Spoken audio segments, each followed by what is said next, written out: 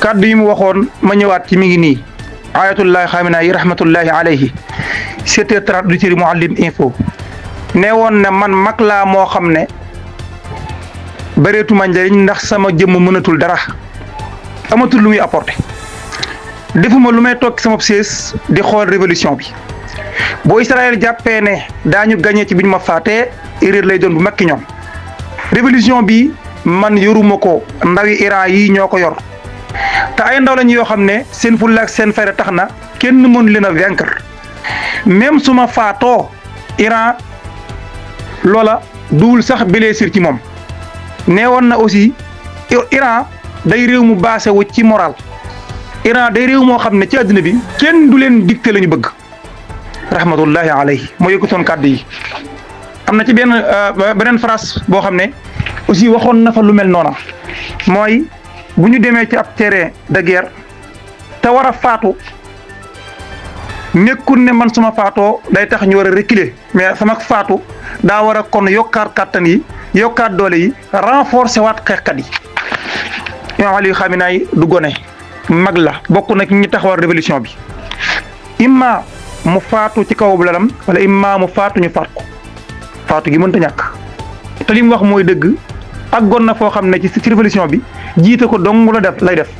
waaye révolution bi ña ko ŋànk ba fii ña nga ci réew ma te ña ngi koy doxal faatu na rahmatullahi alayhi guerre moo demee noonu ñaaral ba itam jullit ñi ni ñuy xeex dañoo bokkut ak ñii ni ñuy xeex yëfër yi tey jii boo demee ci Israël Benyamin Netanyahu mi di balballu lii imam mii ñeme xaaju koo ñeme xam ngeen ne imam président Trump tëkku na ko fi tëkku yoo xam ne mu génn publiquement dem ca mausolée bu imam Khomeini dem itam toog publiquement foo xam ne américains yi ñëpp xam nañ ne imam fii la nekk est ce que kuy kasewu dina def loolu kasewuwul laqatuwul dafa toog ñu fekk ko fa mu nekk ñu faat ko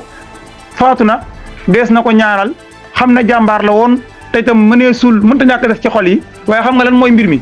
mooy ndax Amérique daañu vaincre Iran waa wala déet ndax américains yi daañu am lañ bëgg ci Iran waa wala déet dañoo bëggoon ba imam faatoo waa Iran yëpp génn di manifester ngir war ne seen contentement loolu amul jamono ji ak faatoom daa waral ca Iran nit ñu bëree bëri génn ne faaw dañuy fayu di wane seenu naqar ak seenu mer ci ak faatoom bu ngeen bàyyee ma wax leen ne Irak bi ñu annoncé faatu imam Ali Khamenei dañoo songu consulat bu Amérique côté boobu lañ jëm dañoo woote manifestation ngir dem songu ko malgré foofa fu wóor a ji la bu nu xoolee ca Liban aussi ñi ngi wax ne jamono ji à tout moment mbir yi mën naa basculer ndax dañoo wax ne Hezbollah àgg na foo xam ne jamono ji nee ñu sûrement day waakaat ki ci bi xeex kon bu ñu naxasal xel yi lii du défaite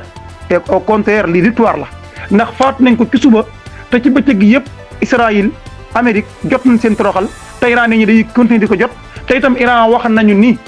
daañu andi lool wan ko adduna bi loo xam ne ci seen histoire kenn mësu ko gis information yi foofu la nañu wee foofu.